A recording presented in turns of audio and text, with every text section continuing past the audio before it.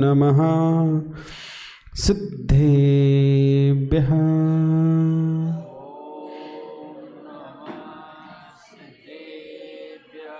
ॐ नमः सिद्धेभ्यः।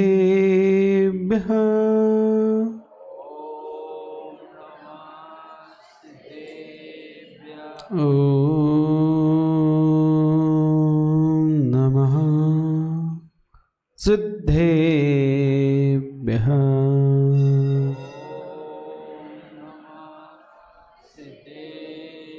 नमो अरिहन्ताणं नमो सिद्धाणं नमो आयर्याणं नमो वज्रायाणं नमो लोये सव्यसाहोणं। गुरुभः पान्तु नो नित्यं ज्ञानदर्शननायकः चारित्राणवो गम्भीरा मोक्षमार्गोपदेशकः। सरस्वती नमस्तुभ्यं वरदे कामरूपिणि विद्यारम्भं करिष्यामि सिद्धिर्भवतु मे सदा। श्रीमत्परं गम्भीरं साधुवादमुगलाञ्छनं जियात्रैलोक्यनाथस्य शासनं जिन शासनं शासनं जिन शासनं। जय बोलिए अनंत आनंद सिद्ध परमेष्ठी भगवान की। देवादि देवी किरण श्री अंतिम तीर्थंकर शासन नायक महावीर भगवान की। परम पूज्य आचार्य भगवान आदि सागर महावीर की विमल सागर श्रीमती सागर जी महामंडल राज्यों की। परम पूज्य गणाचार्य आचार्य श्री विराग सागर जी गुरुदेव की। परम पूज्य भट्टाचार्य आचार्य विशुद्ध सागर जी महामंडल राज्य की। परम पूज्य चाणाचार्य आचार्य श्री विनम्र सागर जी गुरुदेव की। अहिंसा में विश्व धर्म की।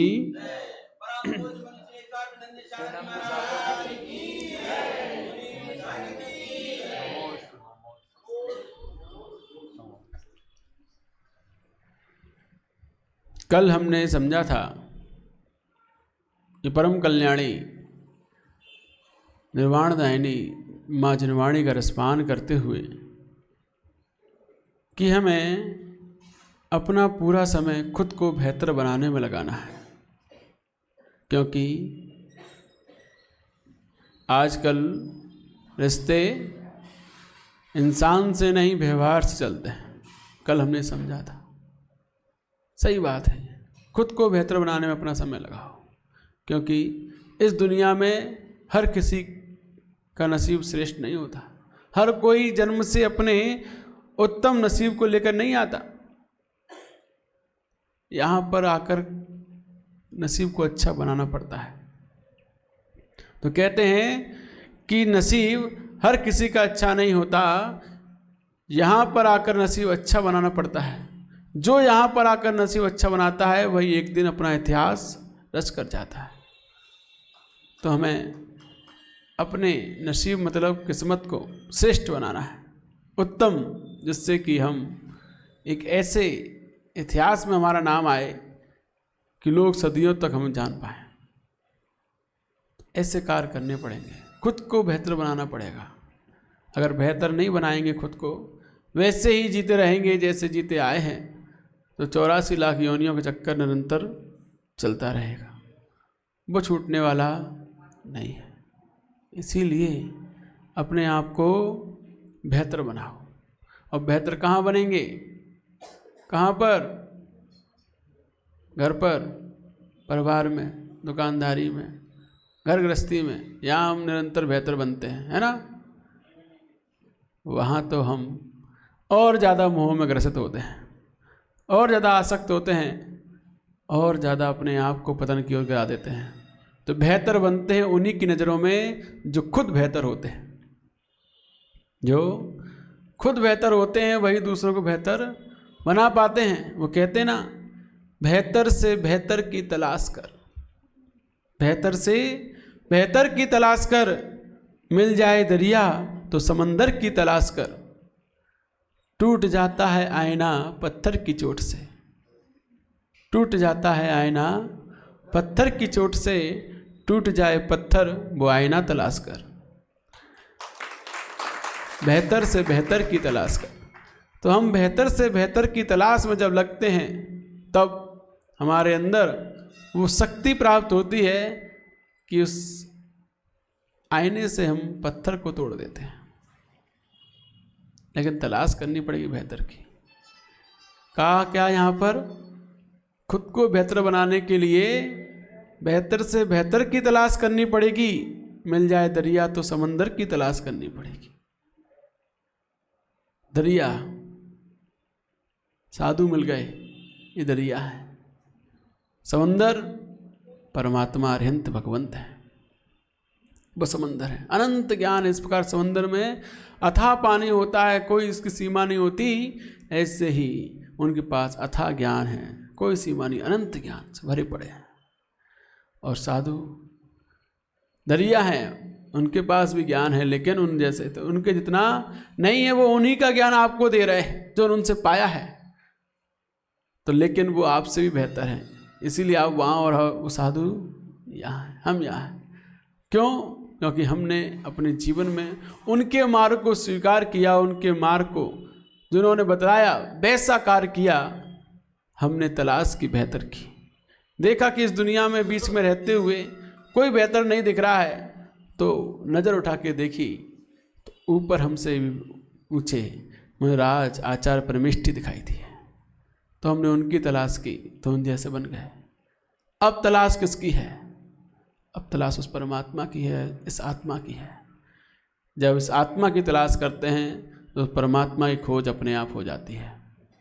इसीलिए अब हमें दरिया मिल गया है, अब खोज किसी करनी है? समंदर की। बेहतर से बेहतर की तलाश कर, मिल जाए दरिया तो समंदर की तलाश कर। लेकिन पहले आपको दरिया मिला, आपने दरिया ही नहीं पा पाया, उस दरिया की कीमत ही नहीं कर पाए, है ना। जब दरिया मिलता है और दरिया से ही प्यास नहीं बुझा पाए और समंदर की चाह रखते हो, क्या बुझेगी? इसीलिए पहले दरिया से प्यास बुझाओ, अपने मन को शांत करो।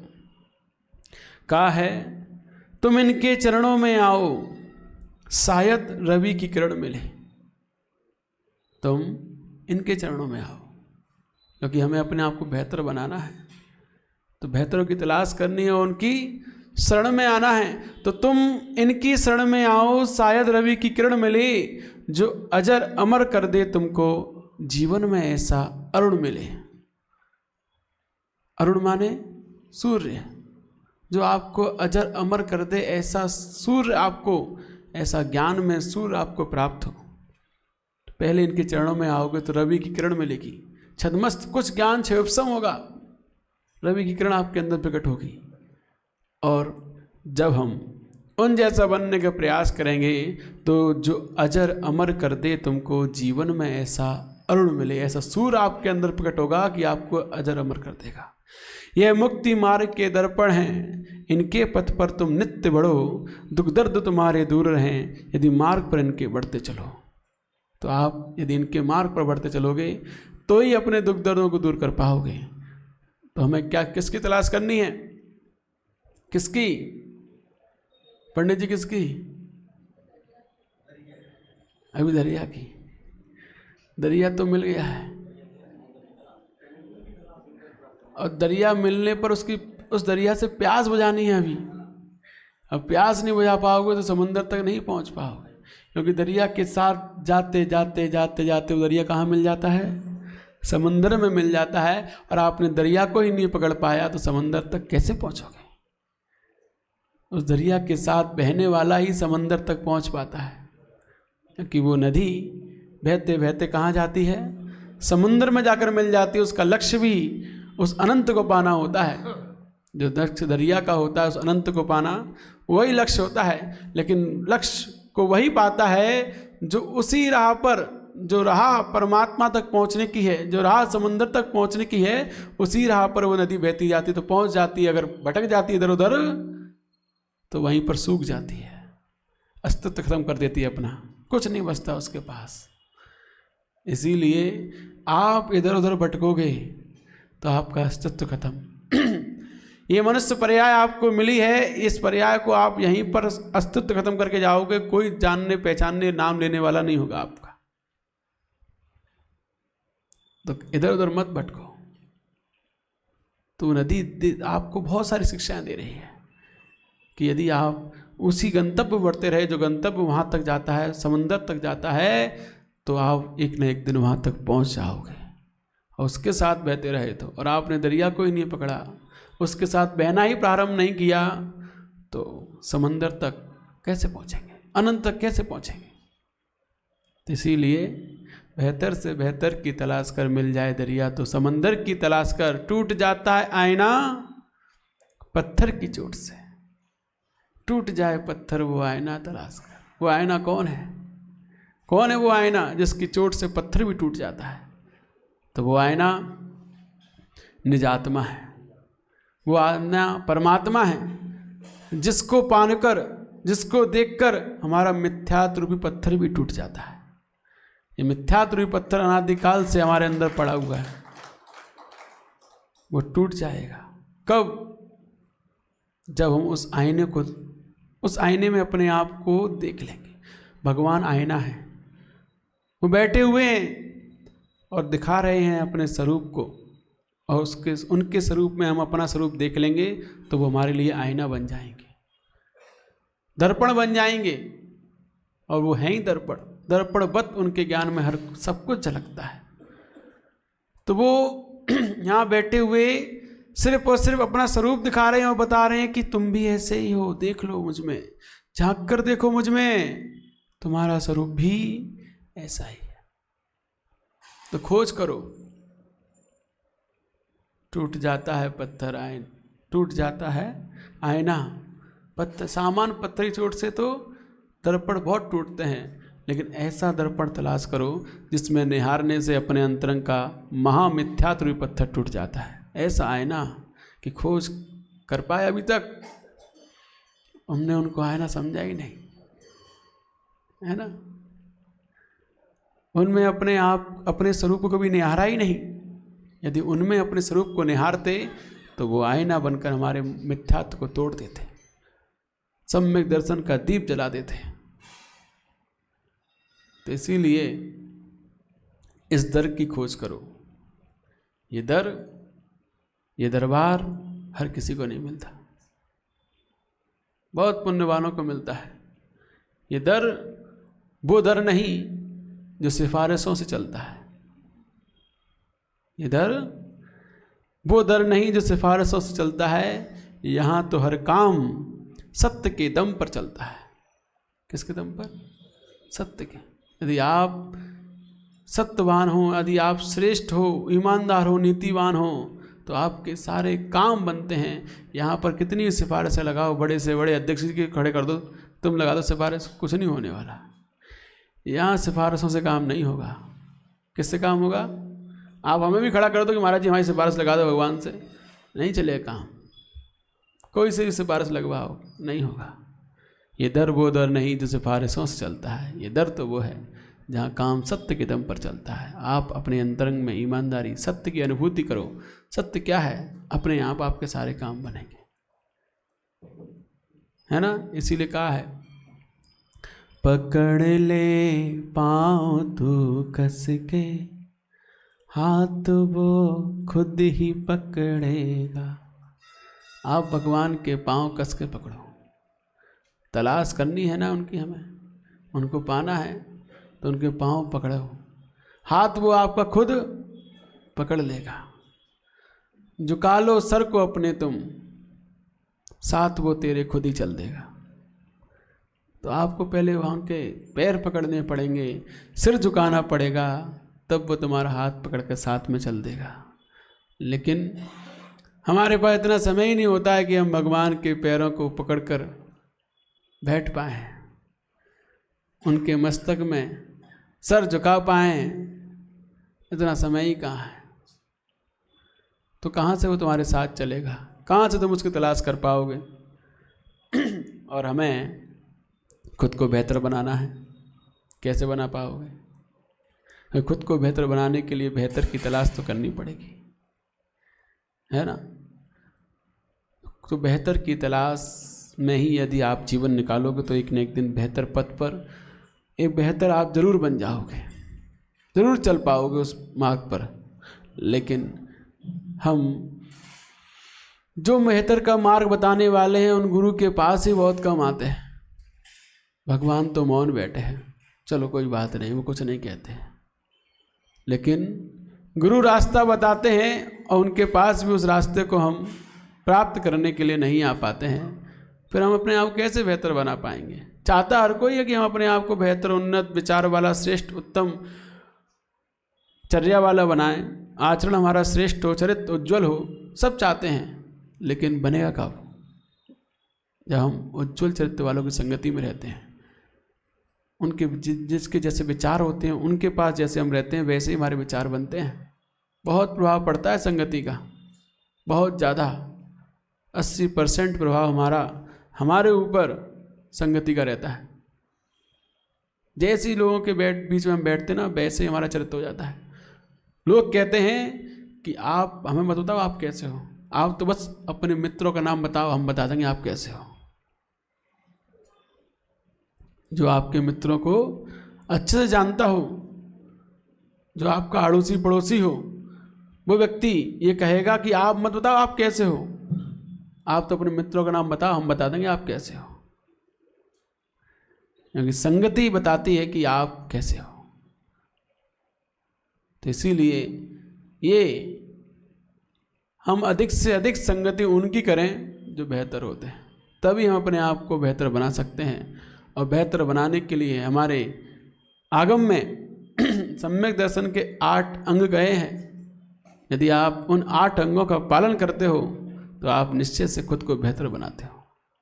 और वो 8 अंगों का पालन करते हुए जब हमें मनराज दिखाई देते हैं और उनकी शरण में जाते हैं तो हमारे अंतरंग भी वह सम्यक्ति की भूमिका पैदा होती है, समय समय प्राप्त होता है।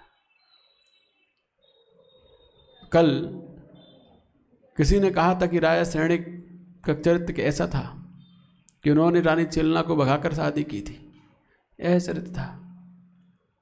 तो जीवन में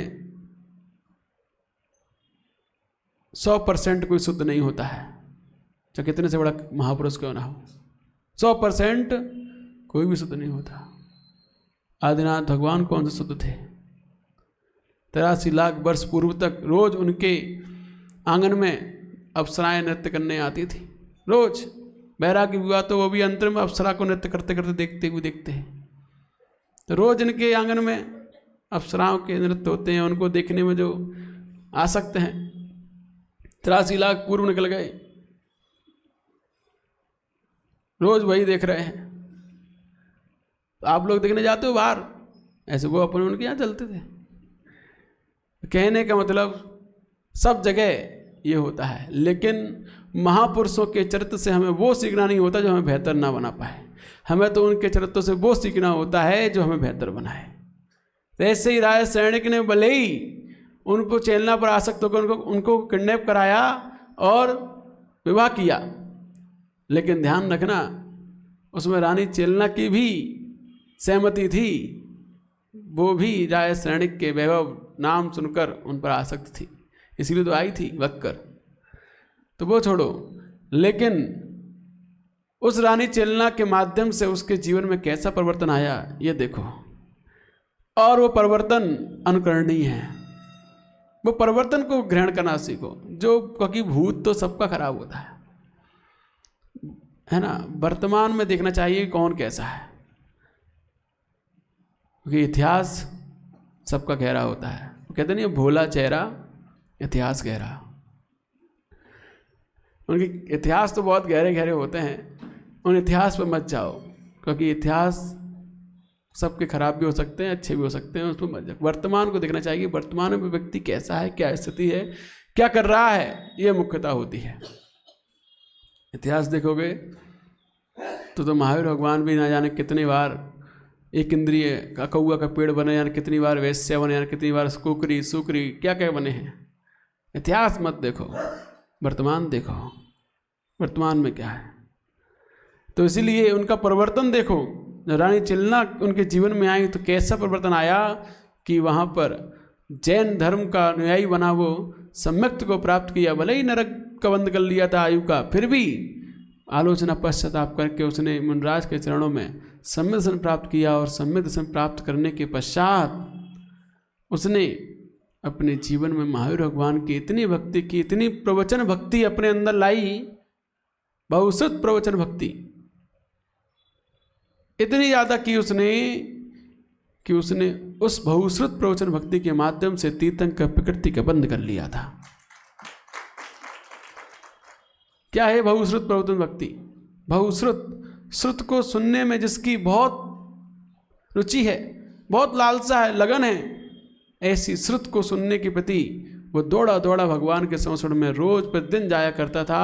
60,000 प्रश्न पूछे उसने, और 60,000 जितने वो प्रश्न पूछता गया उतने ज़्यादा शास्त्रों की रचना होती गई। जितने भी प्राण दिखाई दे रहे हैं ये सब प्राण उसी की वजह से हैं। यदि वो नहीं पूछता तो ना गणधर स्वामी बताते और ना उन ग्रंथों की रचना हो पाती। तो कितनी उसके अंदर उस शास्त्रों के, उन पौराणिक महापुरुषों की कथाओं को सुनने की रुचि थी। और हमारी है क्या? प्रवचन होते हैं, प्रवचन में सुनने की रुचि किसकी होती है ना? और लड़ाई झगड़े हो रहे वहाँ तो बहुत रुचि हो जाएगी, वहाँ दुनिया पहुँच जाएगी। राजनीति में और धर्मसभा में गिनती के लोग आते हैं। तो कहने का मतलब उसकी इतनी विशेष रुचि थी प्रवचन सुनने में भगवान के, गणधर स्वामी के, कि वो दौड़ा दौड़ा जाता था, रोज हर रोज प्रश्न करके अपनी जिज्ञासाओं का समाधान किया करता था। ऐसे उसने तीर्थंकर प्रकृति के बंद किया, छायक समदर्शन प्राप्त किया भगवान के संवत्सर में। छायक समदर्शन, जब वो छायक समदर्शन प्राप्त कर लेता है तब इंद्र की सभा में प्रश्न होता है कि इस धरती पर सबसे श्रेष्ठ सम्यदृष्टि कौन है?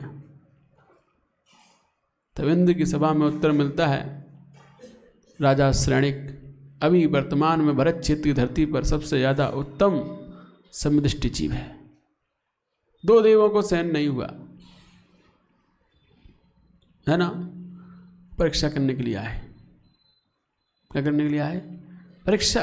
देखते हैं हम भी कितना शुद्ध सम्यदृष्टि है राजा श्रेणिक। जब परीक्षा करने के लिए आते हैं तो एक आर्का का रूप बनाता है और एक मुनिराज का रूप बनाता है। दोनों देव, एक मुनि का रूप बनाकर आता है और एक आर्का का। और आर्का वो भी कैसी? गर्भवती आर्का का रूप बनाता है, और हाथ में कमंडल लिए, पीछे कमंडल लिए, दोनों एक तालाब किनारे पहुंचते हैं। और तालाब किनारे पहुंचकर मछली पकड़ते हैं, और मछली पकड़कर कमंडल में भर रहे होते हैं। उधर से राजा श्रेणिक वन विहार करता हुआ आ रहा होता है। वो ये दृश्य देखता है, सामने मुनराज खड़े हैं। रथ से उतर कर आता है, नमोस्तु करता है। फिर देखता है कि ये क्या है, मुनराज मछली पकड़ रहे हैं। तो उनसे कहता है ये आपके युग कार्य नहीं है, आप क्या कर रहे हैं? पहले क्या किया उसने? नमोस्तु। पहले नमोस्तु, मुनि मुद्रा को देखकर, सबसे पहले महावीर की मुद्रा को देखकर नमोस्तु। ये नहीं पूछा कि आप कौन संघ से हैं, कहाँ से हैं, कैसे हैं, क्या है। समयदृष्टि के लक्षण नहीं होते। वो ये नहीं पूछता है कि आप कौन संघ से हैं, कि आपको गुरु कौन है, क्या है, कौन है, कौन से पंथ के हैं, ये वो समयदृष्टि नहीं के लक्षण नहीं है। समयदृष्टि तो दिगंबर मुद्रा, नमोलोय सब साहुड़, उसके ये भाव होते हैं। तो उसने सबसे पहले पहुंचकर नमोस्तु भगवान, फिर उसके बाद वो कहता है कि आप ये क्या कर रहे हैं, ये आपके योग्य नहीं है। आप अहिंसा महाव्रत के धारी हैं, परम अहिंसक मूल गुण आपका है, और आप हिंसा के कार्य कर रहे हैं, ये आपको शोभा नहीं देता है। तो वो मुनराज कहते हैं कि क्या करूं, ये आर्का गर्भवती है, इसे बहुत भूख लगती है, और इसको खाने के लिए कहाँ से लाऊं, इसलिए मछली पकड़ रहा हूं। और ये आर का गर्भवती मुझसे ही हुई है। लो, ये सब चीज़ें उसने राजा सैनिक को बताई। अब ऐसी स्थिति में आप होते तो क्या करते हैं?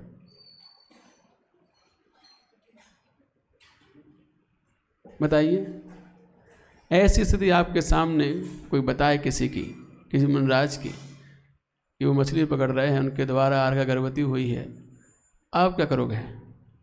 कपड़े पहनाओगे? घर जाओ, घर जाओ, कपड़े पहनो, है ना? तुम योग्य नहीं हो इसके, जाओ यहाँ से। और फिर फोटो खींच के सब जगह वायरल करते उसे, इंस्टाग्राम, व्हाट्सएप, फेसबुक, अखबार में। ये हम करते हैं। और वो राजा सैनिक क्या कह रहा है?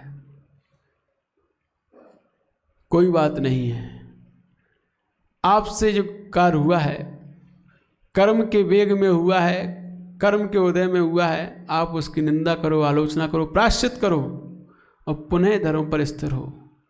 पुनः आप अपने संयम को प्राप्त करो और इन आर्का को हमें सौंप दो। हम इनको गुप्त रीति से अपने अंतःपुर में, जहाँ रानियाँ निवास करती हैं, वहाँ ले जाएंगे और वहाँ इनको रखेंगे और इनका प्रसव कराकर, प्रसूति कराकर पुनः इनको आर्का व्रत पर आरूढ़ करा देंगे। आप इनकी चिंता मत करो, आप तो अपना धर्म ध्यान करो, प्रायश्चित करो और अपने संयम पर पुनः आरूढ़ हो।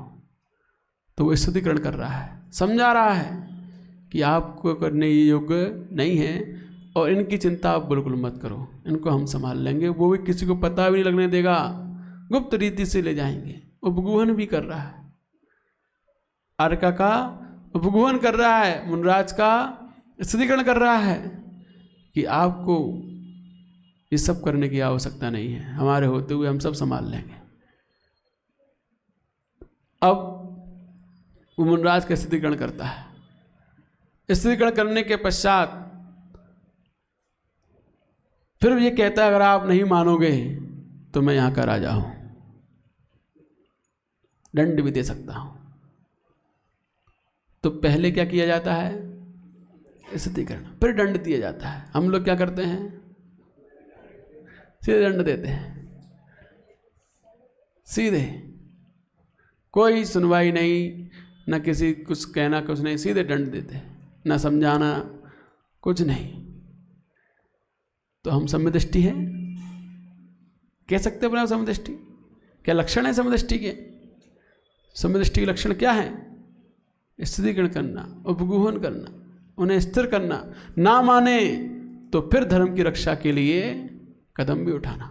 ये समदृष्टि के लक्षण होते हैं। वो आप नहीं मानोगे मेरी बात तो दंड भी दे सकता हूँ मैं। तो इस प्रकार जब वो दोनों देव राजा सैनिक के इस सम्यक्त की महिमा को देखते हैं तो अपने असली रूप में प्रकट हो जाते हैं और कहते हैं, धन्य है तुम्हारा सम्य दर्शन, जैसा हमने सुना था वैसा ही पाया। कितनी विकट स्थिति में भी आपने हर चीज़ को संभालने की बात कही, धर्म में स्थिर रहने की बात कही, मुझे भी और आर्का को भी धन्य है आपका सम्यक था। दोनों देव प्रकट हो जाते हैं, भूरी भूरी प्रशंसा करते हैं और चले जाते हैं। तो ये शिक्षा लेनी चाहिए महापुरुषों के चरित्र से। जो उनके जीवन में धर्म की वृद्धि कराई जिन कार्यों से, उन कार्यों से हमें शिक्षा लेनी चाहिए। वो नहीं देखनी चाहिए कि उन्होंने क्या क्या किया, इतिहास मत देखो, उन्होंने श्रेष्ठ कार्य क्या किए उससे शिक्षा लो। तो इस प्रकार का उनका सम्य दर्शन था। ऐसे वह प्रत्येक जीव को स्तुतिकरण किया करते थे, उपगुहन करते थे, वात्सल्य के साथ उन्हें अपने नगर में बुलाया करते थे। हर कार्य वो सम्य दर्शन के किया करता था राजा सैनिक। वो तो गलती हो गई थी कि 3 बार वो मुनराज को पड़गान नहीं कर पाया। वो भी ऐसी परिस्थिति बन गई थी, ऐसा होना ही था, नियोग था। इस कारण से ऐसा हुआ कि वो 3 मासोपवासी मुनराज 3 बार हार के लिए आए। 3 बार कोई ना कोई घटना घटित हुई और राजा सैनिक 3 बार व्यस्त हो गया उन घटनाओं को सुलझाने में।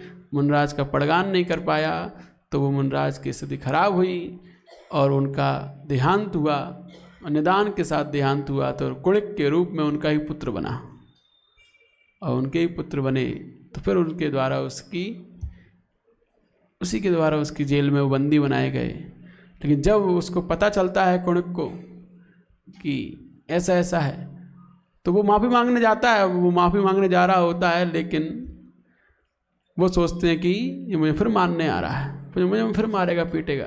तो वो अपना खुद ही आत्महत्या जैसा प्रयास करते हैं और प्रयास में चले जाते हैं। तो कहने का कोई कहेगा कि छाया समुदृष्टि आत्महत्या करता है, नहीं करते। लेकिन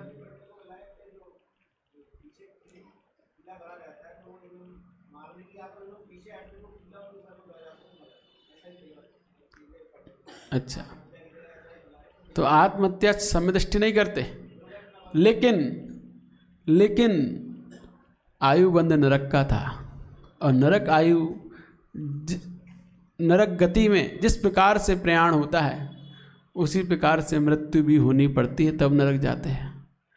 तो नरक जाना उनका नियत था, तो इसीलिए प्राण भी उसी तरीके से निकलने थे। आत्महत्या करने वाला नियम से नरक जाता है, नियम से, चाहे कहीं भी कैसे भी करे, चाहे जहर खा के, नदी में कूद के, फांसी लगा के, कैसे भी करे, कहाँ जाएगा वो? नरक जाएगा। हम यहाँ वर्तमान के चंद दुखों से परेशान होकर, कुछ दुखों से परेशान होकर फांसी लगा लेते हैं, जहर खा लेते हैं, मृत्यु को स्वीकार कर लेते हैं, लेकिन भूल जाते हैं यहाँ के तो थोड़े बहुत दुख हैं, वहाँ तो इतने दुख होंगे कि तुम सोच भी नहीं सकते, इतने दुख हैं।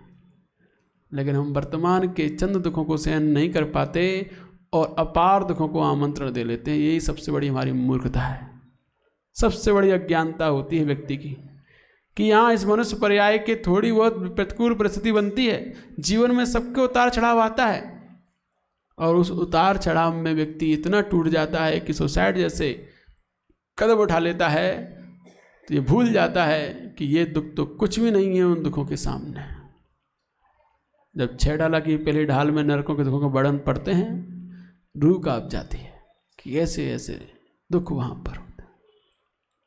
मेरु समान लोह गल जाए, ऐसी शीत उष्ण तथा, इतनी अधिक वहाँ पर ठंडी पड़ती है, इतनी गर्मी पड़ती है कि मेरु के बराबर का लोहे का पिंड वहाँ डाला जाए तो एक क्षण में पानी बन जाता है। कितनी गर्मी है, सोचो। मेरु कितना बड़ा होता है? मेरु 1 लाख योजन का मेरु होता है, 1 लाख योजन। 1 योजन में कितने किलोमीटर? 1 योजन में 6000 किलोमीटर। कितने? 6000। 1 लाख में कितने हो गए? 60 करोड़ किलोमीटर। कितने? 60 करोड़ किलोमीटर। अब 60 करोड़ किलोमीटर का लंबा लोहे का पिंड, तुम्हारा भारत देश कितना है? जम्मू कश्मीर से कन्याकुमारी तक 3000 किलोमीटर। कितना? 3000 से 4000 के बीच का बस इतना है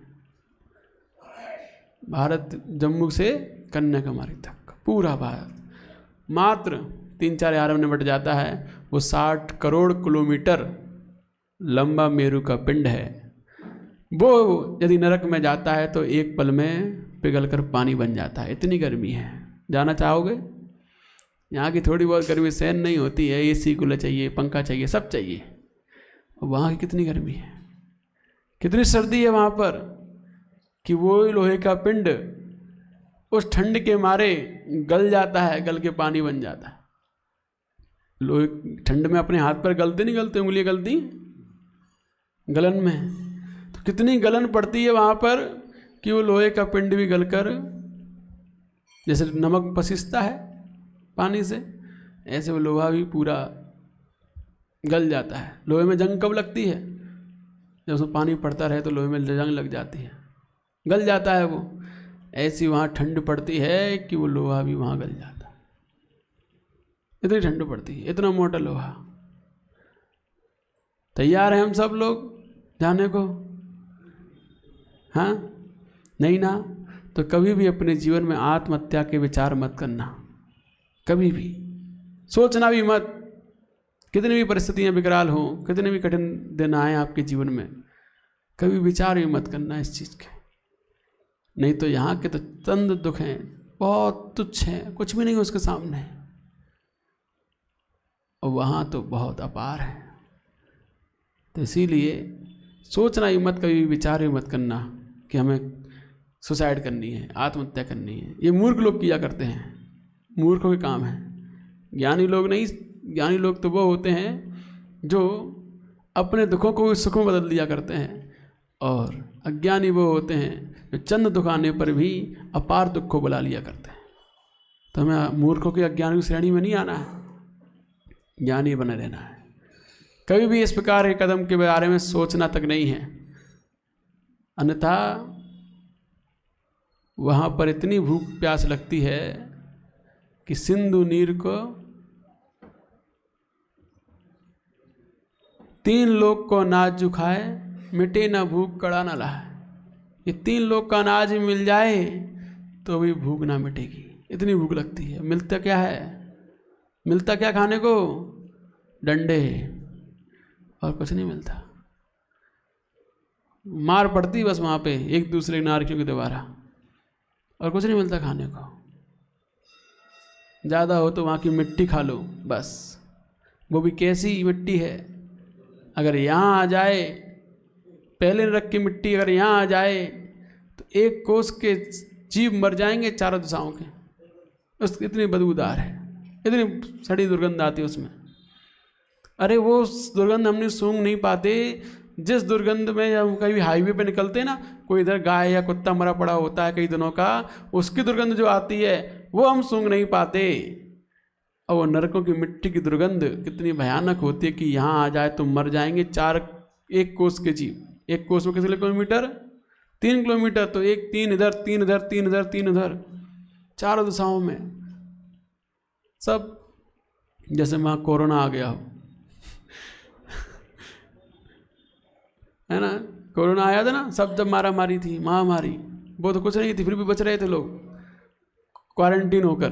लेकिन तुम तो क्वारंटीन भी हो जाओगे ना तो भी नहीं बच पाओगे, इतनी भयंकर बदबू होती है उसकी। तो इसीलिए कभी भी ऐसे कार्य मत करना, ऐसे विचार मत करना कि नरक जाना पड़े, है ना।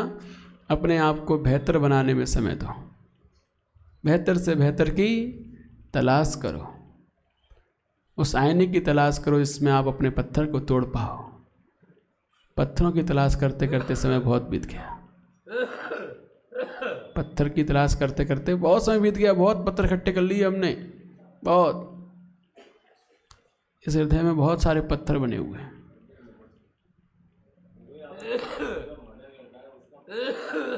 क्या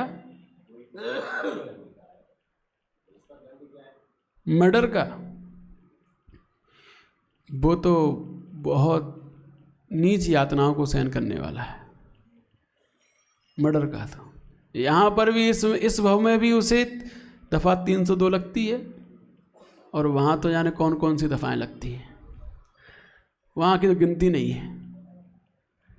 जो दूसरों का मर्डर करता है, दूसरों को मारता है, संकलेशता देता है, नियम से नीच गोत्री बनता है, उसने तो एक बार मारा था, वो बार बार दूसरों के द्वारा मारा जाता है, बार बार। बकरा बनेगा या फिर मुर्गा बनेगा, बार बार मारा जाएगा दूसरों के द्वारा, काट काट कर लोग खाएंगे उसे। वो दूसरों को कत्ल करता है, इसी प्रकार उसका मरण होता है पुनः पुनः। इसीलिए ये नीच कार्य तो कभी सोचने ही नहीं चाहिए, करना तो बहुत दूर की बात है।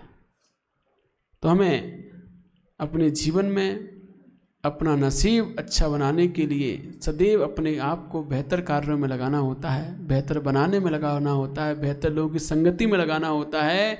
तभी हमारे अंतरंग में ऐसे संवेद दर्शन जैसे 8 अंगों का पालन करने के लक्षण प्रकट हो पाते हैं। अन्यथा पढ़ लोगे लेकिन उनके लक्षण कैसे लाओगे? वो संवेद दर्शन के लक्षण, स्थितिकरण के लक्षण, उपगुहन के, प्रभावना के, वात्सल्य के लक्षण कहाँ से प्रकट होंगे? नहीं हो सकते।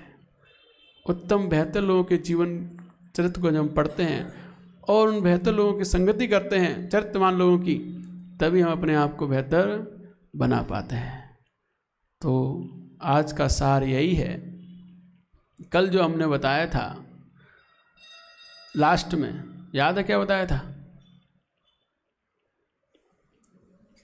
भूल गए?